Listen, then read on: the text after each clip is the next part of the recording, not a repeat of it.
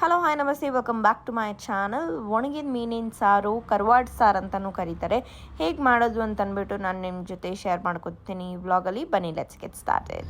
ಫಸ್ಟಿಗೆ ನಾವಿಲ್ಲಿ ಒಂದು ಪಾತ್ರೆಯಲ್ಲಿ ಕೊಬ್ಬರಿ ಎಣ್ಣೆ ಸೇರಿಸ್ಕೊಳ್ತಾ ಇದ್ದೀನಿ. ನೀವು ಯಾವ ಎಣ್ಣೆ ಬೇಕು ಅಂತ ಯೂಸ್ ಮಾಡ್ಬೋದು. ಸೊ ಇಲ್ಲಿ ನಾನು ಒಣಗಿದ ಮೀನಿನಲ್ಲಿ ಸೀಗಡಿ ಮತ್ತು ಇದು ಸ್ಕ್ವೇರ್ ಆಗಿ ಬರುತ್ತಲ್ಲ ಈ ಮೀನು, ಇನ್ನು ಏನಂತ ಕರೀತಾರೆ ಅಂತ ನಂಗೆ ಗೊತ್ತಿಲ್ಲ, ನಿಮ್ಗೆ ಗೊತ್ತಿದ್ರೆ ಹೇಳಿ. ಇಲ್ಲಿ ಎಣ್ಣೆ ಕಾದಿದ ತಕ್ಷಣ ಇದಕ್ಕೆ ನಾವು ಸಾಸಿವೆ ಹಾಗೆ ಒಂಚೂರು ಜೀರಿಗೆ ಸೇರಿಸ್ಕೊಳ್ತಾ ಇದ್ದೀನಿ ಫ್ಲೇವರಿಗೋಸ್ಕರ. ಸಾಸಿವೆ ಚೆನ್ನಾಗಿ ಚಟಪಟ ಅಂತಿದೆ. ಇದಕ್ಕೆ ನಾವು ಈರುಳ್ಳಿ ಸೇರಿಸ್ಕೊಳ್ಳೋಣ.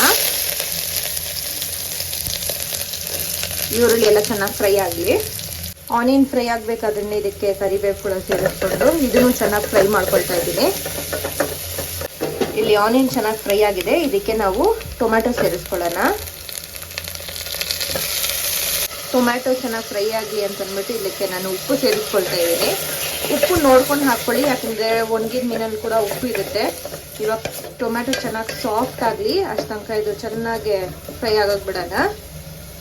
ಇಲ್ಲಿ ಟೊಮ್ಯಾಟೊ ಚೆನ್ನಾಗಿ ಫ್ರೈ ಆಗ್ತಿದೆ. ಇದಕ್ಕೆ ನಾವು ಶುಂಠಿ ಬೆಳ್ಳುಳ್ಳಿ ಪೇಸ್ಟ್ ಕೂಡ ಸೇರಿಸ್ಕೊಂಡು ಫ್ರೈ ಮಾಡ್ಕೊಳ್ಳೋಣ.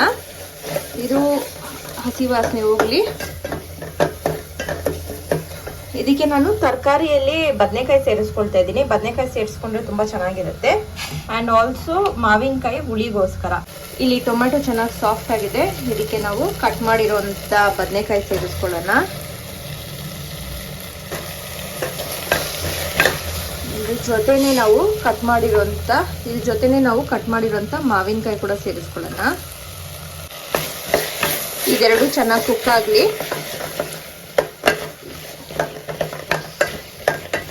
ಇದಕ್ಕೇನೆ ನಾವು ಇವಾಗ ಒಂಚೂರು ಡ್ರೈ ಸ್ಪೈಸಸ್ ಎಲ್ಲ ಸೇರಿಸ್ಕೊಬಿಡೋಣ. ಇದಕ್ಕೆ ನಾವು ಅರಿಶಿನ, ಖಾರದ ಪುಡಿ ಹಾಗೂ ಧನಿಯಾ ಪುಡಿ ಸೇರಿಸ್ಕೊಳ್ಳೋಣ. ಇವಾಗ ಇದನ್ನ ಚೆನ್ನಾಗಿ ಮಿಕ್ಸ್ ಮಾಡಿಬಿಟ್ಟು ಇದೊಂದು 2 ಮಿನಿಟ್ಸ್ ಫ್ರೈ ಆಗಲಿ. ಅದಾದಮೇಲೆ ಇದಕ್ಕೆ ನಾವು ನೀರು ಸೇರಿಸ್ಕೊಳ್ಳೋಣ. 1-2 ನಿಮಿಷ ಆಗಿದೆ. ಇವಾಗ ಇದಕ್ಕೆ ಬೇಕಾದಷ್ಟು ನೀರು ಸೇರಿಸ್ಕೊಳ್ಳೋಣ. ಚೆನ್ನಾಗಿ ಮಿಕ್ಸ್ ಮಾಡಿಬಿಟ್ಟು ಇವಾಗ ಬದನೆಕಾಯಿ ಬೇಯಲಿ. ಬದನೆಕಾಯಿ ಬೆಂದ ಮೇಲೆ ಇದಕ್ಕೆ ನಾವು ಒಣಗಿದ ಮೀನು ಸೇರಿಸ್ಕೊಳ್ಳೋಣ. ಒಂದು 10 ನಿಮಿಷ ಆಗಿದೆ. ಬದನೆಕಾಯಿ ಬೆಂದಿದೆಯಾ ಅಂತ ನೋಡೋಣ. My God, it smell so delicious. ಒಂದು 5-10 ನಿಮಿಷಕ್ಕೆ ಇಲ್ಲ 10 ನಿಮಿಷಕ್ಕೆ ತಿರುಗಿಸ್ಕೊಟ್ಬಿಟ್ಟು ಬದನೆಕಾಯಿ ಬೆಂದಿದೆಯಾ ಅಂತ ಚೆಕ್ ಮಾಡಿ. ಇನ್ನು ಬೇಯಬೇಕು ಬದನೆಕಾಯಿ. ಉಪ್ಪು ಖಾರ ಚೆಕ್ ಮಾಡ್ಕೊಳ್ಳಿ. ಉಪ್ಪು ಒಂಚೂರು ಕಡಿಮೆನೇ ಇರಲಿ ಈ ಸ್ಟೇಜಲ್ಲಿ. ನಾವು ಒಣಗಿದ ಮೀನು ಹಾಕಿದ್ಮೇಲೆ ಉಪ್ಪು ಇನ್ನೊಂಚೂರು ಬೇಕಂದರೆ ಹಾಕ್ಕೊಳ್ಳೋಣ. ಇನ್ನು ಬದನೆಕಾಯಿ ಬೇಯಬೇಕು. ಮತ್ತು ಲೆಡ್ ಕ್ಲೋಸ್ ಮಾಡಿಡೋಣ. ಇಲ್ಲಿ ಇನ್ನೊಂದು 5 ನಿಮಿಷ ಆಗಿದೆ. ಮೈ ಗಾಡ್,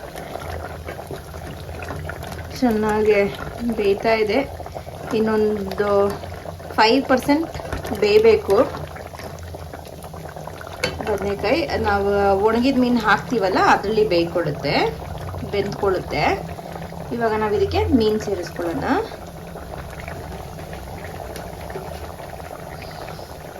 ನೀವು ಇದಕ್ಕೆ ನೆತ್ತುಲಿ ಮೀನು ಅಂತಲೂ ಬರುತ್ತೆ, ನೆತ್ತೋಳಿ ಅಂತಲೂ ಕರೀತಾರೆ ಇಂಗ್ಲೀಷಲ್ಲಿ. ಅದನ್ನು ಕೂಡ ಸೇರಿಸ್ಬೋದು, ತುಂಬ ಚೆನ್ನಾಗಿರುತ್ತೆ. ನಾನಿಲ್ಲಿ ಎಲ್ಲ ಬೈಟಲ್ಲೂ ನನಗೆ ಮೀನು ಸಿಗಬೇಕು ಅಂತ ಅಂದ್ಬಿಟ್ಟು ಸೀಗಡಿ ಹಾಕ್ಕೊಂಡಿದ್ದೀನಿ. ಇವಾಗ ಇದೊಂದು 5 ಮಿನಿಟ್ಸ್ ಚೆನ್ನಾಗಿ ಕುಕ್ ಆಗಬೇಕು. ಸೀಗಡಿ ಹಾಕಿದ್ಮೇಲೆ ಜಾಸ್ತಿ ಬೇಯಿಸೋಕೆ ಹೋಗ್ಬೇಡಿ, ಆಮೇಲೆ ಬಾಯಿಗೆ ಸಿಗದಿರಂಗೆ ಆಗೋಗುತ್ತೆ.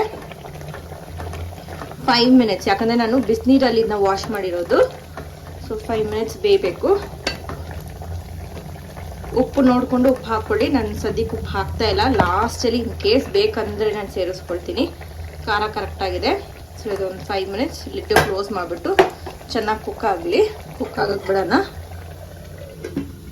ಬಿಸಿ ಬಿಸಿ ಕರ್ವಾಡ್ ಸಾರು, ಒಣಗಿದ ಮೀನಿನ ಸಾರು ರೆಡಿ. ವಾವ್, ನೀವು ನೋಡ್ಬೋದು ನಾವು ಏನು ಎಣ್ಣೆ ಹಾಕಿದ್ವು ಅದು ಮೇಲೆ ತೇಳ್ಕೊಂಡು ಬರ್ತಾ ಇದೆ. ನಾವು ಸ್ವಲ್ಪನೇ ಎಣ್ಣೆ ಹಾಕಿರೋದು, ಜಾಸ್ತಿ ಹಾಕಿಲ್ಲ. ಸೊ ಇದು ರೆಡಿ. ಇವಾಗ ನಾನು ಸ್ಟವ್ ಆಫ್ ಮಾಡಿಬಿಟ್ಟು ಇದಕ್ಕೆ ನಾನು ಉಪ್ಪು ಹಾಕಿಲ್ಲ, ಫಸ್ಟೇ ಉಪ್ಪು ಹಾಕಿದ್ನಲ್ಲ ಅದೇ ಕರೆಕ್ಟಾಗಿದೆ. ಪ್ಲಸ್ ಮೀನಿಂದು ಉಪ್ಪು ಕರೆಕ್ಟಾಗಿದೆ. ಸೊ ಕೊತ್ತಂಬರಿ ಹಾಕ್ಬಿಟ್ಟು that is it, ready to serve. ಬಿಸಿ ಬಿಸಿ ಅನ್ನ ಜೊತೆ ತಿಂತಾ ಇದ್ರೆ ವಾವ್, ಸಕ್ಕತ್ತಾಗಿರುತ್ತೆ.